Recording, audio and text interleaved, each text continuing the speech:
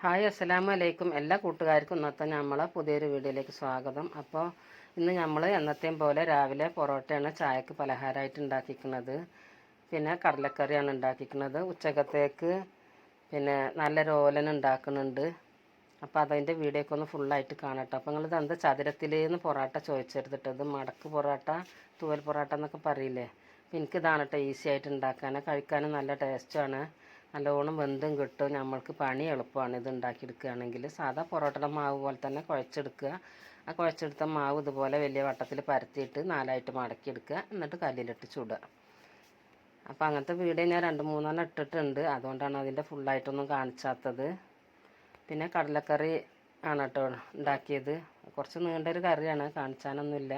നമുക്ക് കുറച്ച് കൂടുതൽ വേണ്ടതുകൊണ്ട് നമ്മൾ അങ്ങനെ തന്നെയാണ് ഉണ്ടാക്കൽ. നല്ല ടേസ്റ്റാണ് കേട്ടോ. ഇനിയിപ്പോൾ നീണ്ട കറിയാണെങ്കിലും പൊറോട്ടക്ക് അങ്ങനത്തെ കറികളൊക്കെ തന്നെയാണ് നല്ലത്. പിന്നെ ഈ കളർഫുള്ളായിട്ടുള്ള കറി എന്താണെന്ന് നിങ്ങൾക്ക് മനസ്സിലായോ? മനസ്സിലായെന്നുണ്ടെങ്കിൽ ഒന്ന് കമൻറ്റ് ചെയ്യട്ടോ. അപ്പോൾ ഇതാണ് നമ്മൾ ഓലന് പല രീതിയിലും ഉണ്ടാക്കും. സദ്യക്ക് ഉണ്ടാക്കുന്ന ഓലൻ്റെ നമ്മൾ തേങ്ങ അരക്കൂല. അതിൽ വെറുതെ തേങ്ങാപ്പാൽ ഒഴിച്ചിട്ട് ഉപ്പിട്ട് പച്ചമുളകിട്ട് വേവിക്കുക, തേങ്ങാപ്പാൽ ഒഴിച്ച് കൊടുക്കുക, കുറച്ച് വെളിച്ചെണ്ണ ഒഴിച്ചിട്ടൊക്കെ അങ്ങനെ ഉണ്ടാക്കും. ഇത് നമ്മൾ ഉണ്ടാക്കുന്ന ഓലന് ഇങ്ങനെയാണ്. അപ്പോൾ ചിരങ്ങയൊക്കെ അരിഞ്ഞിട്ട് കുക്കറിലിട്ട് കുറച്ച് വെള്ളം, ഉപ്പ്, ഒരു 3-4 പച്ചമുളക് നമ്മൾ എരിവിന് വേണ്ടത് ഇട്ട് കൊടുക്കുക. ഒത്തിരി എരിവാണ്ട് വേണ്ടതിന്. ഇതൊരു എരിവ് കുറഞ്ഞ കറിയാണ് കേട്ടോ. ഇത് ബീഫ് വരട്ടിയത്, ചിക്കൻ ഫ്രൈ ഒക്കെ ഉണ്ടെങ്കിൽ നല്ലതാട്ടോ. ഉണക്ക മീൻ ഒക്കെ ഉണ്ടെങ്കിൽ ഈ കറി ഉണ്ടെങ്കിൽ വേറെ ഒന്നും വേണ്ട. അപ്പോൾ തേങ്ങയൊക്കെ നമ്മൾ ചിരണ്ടി വെച്ചിട്ടുണ്ട്. ഇനി അതൊന്ന് അരച്ചെടുക്കുക. അപ്പോൾ ഇതിലേക്ക് ജീരകം വേറുള്ളതൊന്നും ചേർക്കണില്ല കേട്ടോ. മഞ്ഞൾപ്പൊടി ഒന്നും ചേർക്കണ്ട. ചെറിയുള്ളി മാത്രം മതി. അപ്പോൾ എൻ്റെ കയ്യിൽ ചെറിയുള്ളി കഴിഞ്ഞിരിക്കണം, കുറച്ചേ ഉള്ളൂ. പക്ഷേ എല്ലാത്തിനൊക്കെ ഞാൻ സവാള ചേർക്കുമെങ്കിലും ഈ ഒരു കറിക്ക് ചെറിയുള്ളി തന്നെ ചേർക്കുന്നതാണ് ടേസ്റ്റ്. അപ്പോൾ ഇനി നമുക്കിതൊന്ന് അരച്ചെടുക്കാം. അപ്പോൾ നമ്മൾ അരച്ചെടുത്തിട്ടുണ്ട്. ഇനി നമ്മളെ കറി എന്തായെന്നൊന്ന് തുറന്ന് നോക്കാം. അപ്പോൾ കുക്കറിലൊരു 3-4 വിസിൽ വെച്ചെടുത്തിട്ടുണ്ട്. ഇത് ചിലർ ഇതിൻ്റെ തൊലിയൊന്നും കളയാതെ എടുക്കട്ടെ. അതിൻ്റെ തൊലിക്ക് നല്ല ഗുണമാണ്. അപ്പോൾ അത് വെന്തിട്ടുണ്ട്, നന്നായിട്ട് തന്നെ വെന്തളിഞ്ഞിട്ടുണ്ട്. ഈ രീതിയിൽ തന്നെ ഇതിൽ കുറച്ച് പച്ച വെളിച്ചെണ്ണ ഒഴിച്ചിട്ട് ഇങ്ങനെ എടുക്കണവരും ഉണ്ട്. നോമ്പൊക്കെ ആകുമ്പോൾ അധികം ആൾക്കാരും അങ്ങനെയൊക്കെയാണ് ചിരങ്ങ താളിച്ചത് ഉണ്ടാക്കുക. ചിലർ അതിൽ കഞ്ഞിൻ്റെ വെള്ളം പാർന്നിട്ട് താളിച്ചെടുക്കും. ചിലർ തക്കാളി ഇട്ടിട്ട് വേവിച്ചെടുക്കും. ഞാൻ ഇങ്ങനെ പച്ചമുളക് ഇട്ട് വേവിച്ചിട്ട് തേങ്ങ അരച്ച് ചേർത്തിട്ട് തന്നെ ഉണ്ടാക്കൽ. പണ്ട് കാലത്തൊക്കെ ഞങ്ങൾ അമ്മയൊക്കെ എങ്ങനെയായിട്ട് ഉണ്ടാക്കുന്നത്. പക്ഷെ അത് ഇത്ര കട്ടിയൊന്നും ഉണ്ടാവില്ല. അതൊക്കെ ഒരു വെള്ളം പോലത്തെ കറിയായിരിക്കും. പക്ഷേ അതിൻ്റെയൊക്കെ ഒരു ടേസ്റ്റും അന്നത്തെ അരിൻ്റെതൊക്കെ ആയിരിക്കും. അത് കഞ്ഞിൻ്റെ വെള്ളം ഒഴിക്കുക. തേങ്ങ ഒഴിച്ചതിൻ്റെ മുമ്പ് കുറേ കഞ്ഞിൻ്റെ വെള്ളം ഒഴിച്ചിട്ട് തിളപ്പിച്ചിട്ട് അതിലേക്ക് കുറച്ച് തേങ്ങയൊക്കെ ഉണ്ടാവുള്ളൂ. അതൊക്കെ അരച്ചൊഴിച്ചിട്ട് ഉണ്ടാക്കുക. പക്ഷേ ആ കറിൻ്റെയൊക്കെ ഒരു ടേസ്റ്റൊന്നും നമ്മൾ ഇങ്ങനെയൊന്നും ഉണ്ടാക്കിയാലും വരില്ല കേട്ടോ. അതാണ് നമ്മളെ അമ്മമാരൊക്കെ കൈപ്പുണ്യങ്ങളെന്ന് പറയുന്നത്. അപ്പോൾ ഇതിങ്ങനെ ഇളക്കിക്കൊണ്ടിരിക്കണം. എന്താ വെച്ചാൽ അത് തിളച്ച് പോകണ്ട വെച്ചിട്ടാട്ടോ. കുക്കറിൻ്റെ ചൂടുകൊണ്ട് ഒന്നും കൂടി തിളച്ച് മറിയണ്ട വെച്ചിട്ടാണ്. അപ്പോൾ നമ്മൾ ഉള്ളിയും കടുകും വേപ്പിൻ്റെ ഇലയൊക്കെ ഒന്ന് താളിച്ചിട്ട് കൊടുത്തിട്ടുണ്ട്.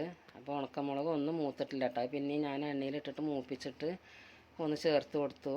അങ്ങനെ ഇട്ട് കൊടുത്താൽ നമുക്കത് വേറെ ചമ്മന്തിക്കോ ഉപ്പേരിക്കൊക്കെ വേണമെങ്കിൽ പൊട്ടിച്ചിടാം കേട്ടോ. വലിച്ചെറിയേണ്ട ആവശ്യമില്ല. പക്ഷെ പൊട്ടിച്ചിട്ടാണ് സാധാരണ അങ്ങനത്തേൽ ഇടല്. പൊട്ടിച്ചിട്ട് കൊടുത്താൽ എന്താണെന്നറിയാം, കറിൻ്റെ കളറ് മാറും. ആ മുളക് കുതിർന്ന് വരുമ്പോൾ ഒരു 2 കട്ട കളറായി മാറും കേട്ടോ. അപ്പോൾ അതുകൊണ്ടാണ് ഞാൻ പൊട്ടിച്ചാതെ അങ്ങനെ തന്നെ ഇട്ട് കൊടുത്തത്. അത് ഇടുമ്പോൾ അതിൻ്റെ ഒരു മണം നല്ലൊരു ടേസ്റ്റാണ് കേട്ടോ, ഉണക്കമുളകിൻ്റെ. അപ്പം എൻ്റെ ഈ കറി നിങ്ങൾക്ക് ഇഷ്ടപ്പെട്ടിരിക്കണമെങ്കിൽ ഒന്ന് ലൈക്ക് ചെയ്യുക കേട്ടോ. ആദ്യമായിട്ട് കാണുന്ന കൂട്ടുകാരൊക്കെ ഉണ്ടെങ്കിൽ സബ്സ്ക്രൈബ് ചെയ്ത് സപ്പോർട്ട് ചെയ്യുക. പിന്നെ ഇതുപോലെ ഒരു പ്രാവശ്യം ഉണ്ടാക്കി നോക്കുക. ഉണ്ടാക്കി നോക്കി ഇഷ്ടപ്പെടാതിരിക്കില്ല. പക്ഷേ ഇവിടെ എനിക്ക് അക്കിടി പറ്റിയതിൻ്റെ ചെറിയ കുട്ടികളെ ഒറ്റ ഒന്നും കൂട്ടിയില്ല കേട്ടോ. ഇതെന്താ ചട്ടണിയോന്ന് ചോദിച്ചിട്ട് ആരും കൂട്ടിയില്ല. അവർക്ക് ഈ കറിയേ വേണ്ടായിരുന്നു. ഞാൻ നോമ്പൊക്കെ ആകുമ്പോൾ അധികം അത്താഴത്തിന് ഇങ്ങനത്തെ കറികളാട്ടോ ഉണ്ടാക്കിയെടുക്കുക. അപ്പോൾ നമുക്ക് പെലച്ചക്ക് നീച്ചുമ്പോൾ ചോറ് കഴിക്കാനൊക്കെ നല്ലൊരു സുഖമായിരിക്കും. വെള്ളത്തിന് ദാഹമൊന്നും ഉണ്ടാവില്ല. പിന്നെ ഞാൻ തേങ്ങ അടുപ്പിലിട്ട് ചുട്ടിട്ട് കഴുകിയിട്ട് കുക്കറല്ല സോറി ജാറിലിട്ട് കൊടുത്തിട്ടുണ്ട്. ഞാൻ പറയണതിലൊക്കെ എന്തെങ്കിലും പിഴവൊക്കെ ഉണ്ടെങ്കിൽ എൻ്റെ കൂട്ടുകാർ ക്ഷമിക്കണം കേട്ടോ. കാരണം നമ്മളിത് ഇങ്ങനെ ഒരു ഇതിലിങ്ങനെ പറഞ്ഞു പോകുമല്ലേ, നമ്മൾ മനുഷ്യന്മാരല്ലേ അല്ലേ. അപ്പം ഞാൻ മുളകും തേങ്ങ മാങ്ങി മാത്രം ഇട്ടിട്ടാട്ടോ അരക്കുന്നത്. ഇതിൽ ഇഞ്ചി ഉള്ളിയൊന്നും ചേർക്കണില്ല. അതിട്ടാൽ വേറൊരു ടേസ്റ്റ് ആയിരിക്കും. ഇത് നമ്മൾ പണ്ടൊക്കെ നമ്മൾ കഴിച്ചിരുന്ന പോലത്തെ ഒരു ചമ്മന്തിയാണ് കേട്ടോ. ചെമ്മീൻ ഒക്കെ വറുത്തിട്ടിട്ടുണ്ടാക്കിയാൽ നല്ല ടേസ്റ്റാണ് ഇതിൽ. അപ്പോൾ ആ തൊലി കൊടുക്കണണ്ട് അരച്ചെടുത്തിട്ടുണ്ട് ഞാൻ.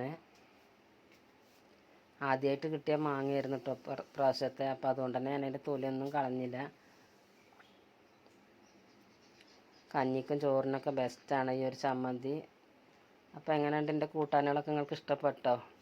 ഇഷ്ടപ്പെട്ടാൽ ലൈക്ക് ചെയ്യുക, സബ്സ്ക്രൈബ് ചെയ്യാത്ത കൂട്ടുകാരനെ സബ്സ്ക്രൈബ് ചെയ്ത് സപ്പോർട്ട് ചെയ്യുക.